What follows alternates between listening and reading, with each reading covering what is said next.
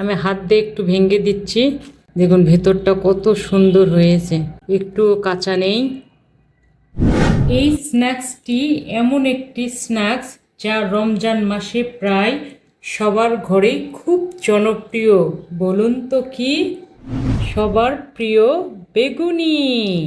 কালারটা দেখুন, দেখতে একদম রেস্টুরেন্টের মতো হয়েছে, কত গ্লেজ করছে।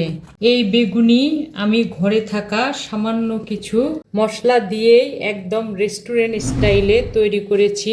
শুধু একটু টেকনিক খাটিয়ে এরকম ফুলকো ফুলকো মুসমুসে বেগুনি তৈরি করেছি। আমি ধাপে ধাপে সব টিপস আপনাদের সঙ্গে শেয়ার করেছি। পুরো রেসিপিটা দেখলে বুঝতে পারবেন কেন বেগুনিগুলো এত ফুলকো ফুলকো। আশা করি আপনাদের এই রেসিপিটা ভালো লাগবে, আর ভালো লাগলে আমার চ্যানেলটি সাবস্ক্রাইব করে ভিডিওটি লাইক কমেন্ট শেয়ার করে চলুন দেখে আসি। বিসমিল্লাহির রহমানির রহিম। প্রথমে বেগুনির ব্যাটার করার জন্য এখানে একটা বোল নিয়েছি। মেজারমেন্ট কাপের 2 কাপ দিলাম। আমি কিন্তু চেপে চেপে দিইনি, এরকম করে উঠে নিয়েছি, যতটুকু উঠেছে ততটুকুই দিয়েছি। এখন আমি যে মশলাগুলো দেব সব মশলাগুলোই রেস্টুরেন্টে দেয়। 1/2 চামচ উঁচু করে আদা বাটা, একই মাপে জিরা বাটা, একই মাপে রসুন বাটা, লবণ 1 চামচ বা স্বাদ অনুযায়ী, হলুদ 1 চামচ বা পরিমাণ মতো কালারের জন্য, ক্রিস্পি ভাব আনার জন্য মেজারমেন্ট কাপের 2 টেবিল চামচ চালের গুঁড়া, পোলাওর চালের গুঁড়া। ক্রিস্পি ভাবটা লং টাইম রাখার জন্য, আরও বেশি ক্রিস্পি হওয়ার জন্য 2 টেবিল চামচ সমান করে কর্নফ্লাওয়ার মেজারমেন্ট কাপের। ব্যাটারটা গোলানোর জন্য প্রথমে পরিমাণ মতো পানি দিলাম। হাত দিয়ে সব কিছু ভালোভাবে মিশিয়ে নেব। একবারে বেশি পানি দেওয়া যাবে না, তাহলে ব্যাটারের ঘনত্বটা বোঝা যাবে না। আবার 1/2 কাপের মতো পানি দিলাম। আবার ভালোভাবে সব কিছু মিশিয়ে নেব। তো এভাবে আমি পানি দিয়ে দিয়ে ব্যাটারটা তৈরি করে নেব। সব কিছু ভালোভাবে মিশিয়ে আমি ব্যাটারটা তৈরি করেছি। এখন 40-50 মিনিটের মতো এটা আমি রেস্টে রাখবো। যত লং টাইম রেস্টে থাকবে তত উপকরণগুলো অ্যাক্টিভ হবে, বেগুনিগুলো ভাজার সময় ফুলকো ফুলকো হবে। ঢেকে রাখলাম। ফিরে এলাম প্রায় 50 মিনিট পরে।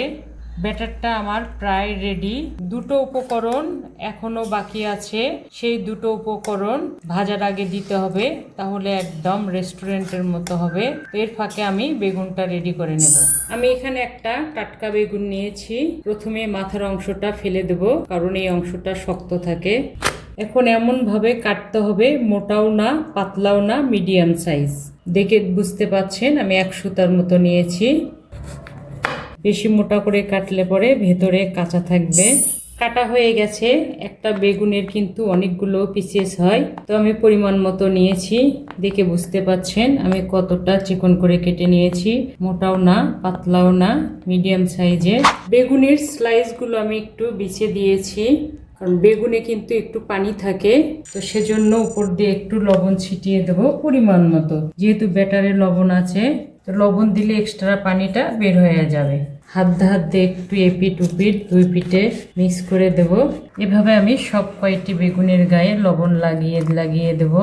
লবণ দিয়ে আমি সুন্দরভাবে মেখে নিয়েছি। দেখে বুঝতে পাচ্ছেন ভেজা ভেজা লাগছে, পানি কিন্তু বের হতে শুরু করেছে। তো আমি 15 মিনিটের জন্য রেখে দিলাম। 15 মিনিটের মধ্যে পানিগুলো বের হয়ে আসবে। 15 মিনিট পরে ফিরে এলাম। দেখুন কত পানি বেগুন থেকে বেরিয়ে এসেছে। সব কয়টি পিসেস থেকেই কিন্তু এরকম পানি বেরিয়ে এসেছে। এখন এই পানিগুলো আমি কিচেন টিস্যু দিয়ে মুছে নেব। মুছে শুকনা করে নেব, তাহলে ভাজার সময় ভেতরে আর কাঁচা থাকবে না, ফুলকো ফুলকো হবে, যেটা রেস্টুরেন্টে হয়। তো এভাবে আমি সব পিসগুলো মুছে নেব। একদম এরকম শুকনো করে নিতে হবে, যেন একটুও পানি না থাকে। সব বেগুনগুলো আমি মুছে নিয়েছি। বলেছিলাম বেগুনি ভাজার আগে দুটো উপকরণ দেব। তো প্রথম উপকরণ এখন দেব। তেলটা আমি হালকা গরম করে নিয়েছি, এখান থেকে 3 টেবিল চামচ তেলের ভেতরে দেব, তাহলে ক্রিস্পি হবে আর গাটা অনেক গ্লেজি হবে, যেটা রেস্টুরেন্টে হয়। ভালোভাবে আমি এখন মিক্স করে নেব তেলটা এই মিশ্রণের সঙ্গে, আর এই কাজটা কিন্তু অবশ্যই করতে হবে। তেল দিয়ে আমি সুন্দরভাবে মিক্স করে নিয়েছি। লাস্ট যে উপকরণ সেটা হচ্ছে সোডা। আমি 1 চামচের 4 ভাগের 1 ভাগ দিলাম, বেশি দেওয়া যাবে না। এই সোডাটা দিয়ে বেশিক্ষণ নাড়াচাড়া করা যাবে না, 30 সেকেন্ডের মতো নাড়াচাড়া করতে হবে। সোডা দিলে পরে রেস্টুরেন্টের মতো ফুলকো ফুলকো হবে আর গ্লেজি হবে, লং টাইম ক্রিস্পি থাকবে। তো হয়ে গেছে। ব্যাটারের কনসিস্টেন্সিটা আমি দেখিয়ে দেব। আঙ্গুল দিলে যেন এরকম এক লেয়ার লেগে থাকে এবং আঙ্গুল থেকে এরকম টপ টপ করে যেন পড়ে। মিডিয়াম হিটে আমি তেলটা গরম করে নিয়েছি, হাতে আঁচ লাগছে, তার মানে তেলটা ভাজার জন্য রেডি। একটা বেগুনের স্লাইস নিয়েছি, এখন ব্যাটারের ভেতরে ডুবিয়ে নেব। 2-3 বার এরকম করে ডুবিয়ে নেব যেন ভালোভাবে কোট হয়। এরকম করে ধরেই ছেড়ে দেব, একবারে কিন্তু বেশি দেওয়া যাবে না। দেখুন কত সুন্দরভাবে ফুলছে। এক পিঠ হলে তারপরে কিন্তু উল্টিয়ে দিতে হবে। আর একটা দিলাম, আমি তিনটা করেই দেব, আস্তে আস্তে নাড়াচাড়া করব। বেগুনিগুলো হয়ে গেছে, আমি উঠিয়ে নেব। উল্টিয়ে পাল্টিয়ে 10 মিনিটের মতো লেগেছে। আজ কিন্তু একদম মিডিয়াম আছে।